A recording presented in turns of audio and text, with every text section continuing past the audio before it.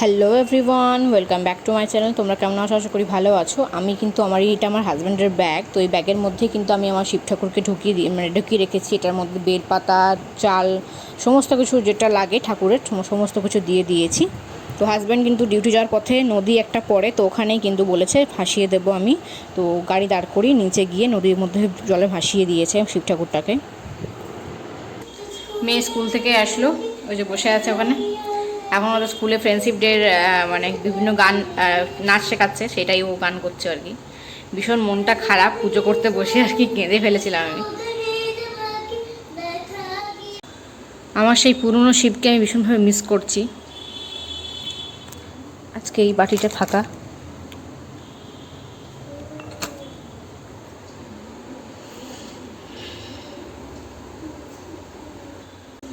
সত্যি বলতে এতদিন সঙ্গে ছিল তো, তাই খুব মনটা খারাপ লাগছে।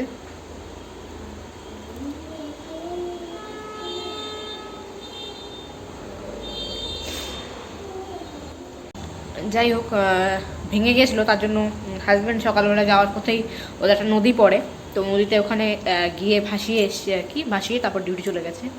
তো আমার শিব ঠাকুরকে আমি পুজো করে নিলাম, নতুন শিবকে।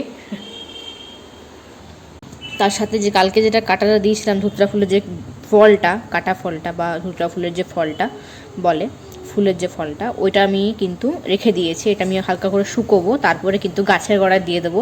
এতে আমার দুটো কিন্তু গাছ আমার হয়েছিল এরকমভাবে। তো এরকমভাবেই কিন্তু আমার দুটো গাছ কিন্তু হয়েছে। তো ওই জন্য ভাবছি এই ফলটা এখন শুকোতে দেবো, মানে এখানেই জাস্ট রেখে দেবো। তো এটা শুকিয়ে গেলে কিন্তু আমি গাছের গোড়ায় আবার দিয়ে দেবো, তাহলে কিন্তু আবার আমার নতুন নতুন গাছ জন্ম হবে। মেয়ের খাওয়া হয়ে গেছে, ওকে সুইমিং কস্টিউম তো আগেই পরে রেখেছিলাম। মুখটা ধুয়ে নে। আমার একবার অবস্থাটা দেখো, মানে ঘাম চোখের। সুইমিং থেকে একটু আগেই ফিরে এসেছি, এখন বাজছে মোটামুটি 5:30 বাজছে। আমার মেয়েকে খেতে দিলাম, ও টিফিনে অনেক কিছু খেয়ে আসেনি, যেগুলো টিফিনে দিয়েছিলাম সেগুলোই এখন ও খাচ্ছে এখানে বসে বসে, সোফার মধ্যে বসে বসে টিভিটাও দেখছে সাথে। এত গরম এখানে, এই ফ্যানটা না লাগালে আমি মানে পাগল হয়ে যাব। ঠিক আছে, তো এখানে বাসন টাসন সমস্ত কমপ্লিট করেছি ধোয়া। এই মাত্রই ধুলাম, কারণ আমি সুইমিং যাওয়ার সময় ধুতে পারিনি। গ্যাস ট্যাস মুছলাম। মেয়ে বলছে এখন একটা ব্রেড বাটার খাবে, তার জন্য একটাই ব্রেড বাটার করবো।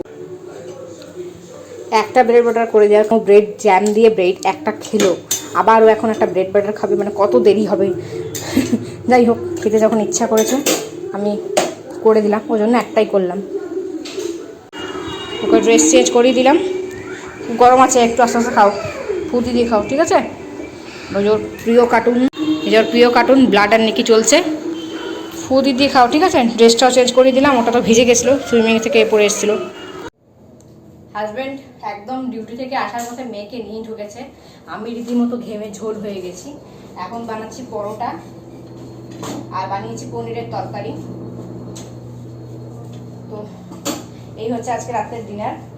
তো হাজব্যান্ড গেল দুধ আনতে গেল, আর মেয়ে এখন ড্রেস চেঞ্জ করছে।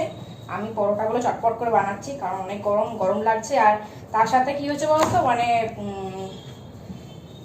সবজিগুলো কাটলাম, মানে কালকে সকালে যে রান্নাগুলো হবে, মানে পেঁপের তরকারি হবে, কুমড়োর তরকারি হবে, এই সরি পেঁপের তরকারি, পেঁপে ভাজা হবে, কুমড়োর তরকারি হবে। তো সেইগুলো কেটে রাখলাম, কেটে কুটে বেটে বুটে সমস্ত কিছু রেখেছি আর কি। তো এই হচ্ছে সমস্ত কাণ্ড। চলো, জিভের মধ্যে প্রচণ্ড ব্যথা করছে, জিভটাকে একটু ওষুধ লাগাতে হবে। ওষুধটা কিনে নিয়ে এসেছি দোকান থেকে আসার সময়। ভিডিওটা ভালো লেগে থাকলে অবশ্যই লাইক করতে বলুন না, চ্যানেলে নতুন হয়ে থাকলে প্লিজ প্লিজ প্লিজ সাবস্ক্রাইবটা করে পাশে থাকা বেল আইকন অবশ্যই প্রেস করে দিতে বলুন। ঠিক আছে, দেখা হচ্ছে নতুন ভাবে, তখন ভালো থেকো। এদিকে আসো, বাই। অ্যান্ড স্মাইল করতে একদম ভুলো না, smile is the best medicine. চলো, টাটা।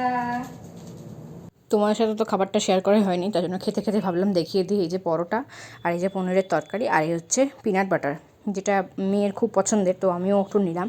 হাজব্যান্ডও 1 চামচ নিয়েছে ভর্তি ভর্তি, আমি একটু কম করে নিয়েছি। ঠিক আছে, চলো ছটপট করে খেয়ে নিই। আর জিভের মধ্যে যেহেতু খুব ব্যথা, তার জন্য জিভ লড়াতেই পারছি না। দেখা হচ্ছে আগামী ব্লগে। টাটা।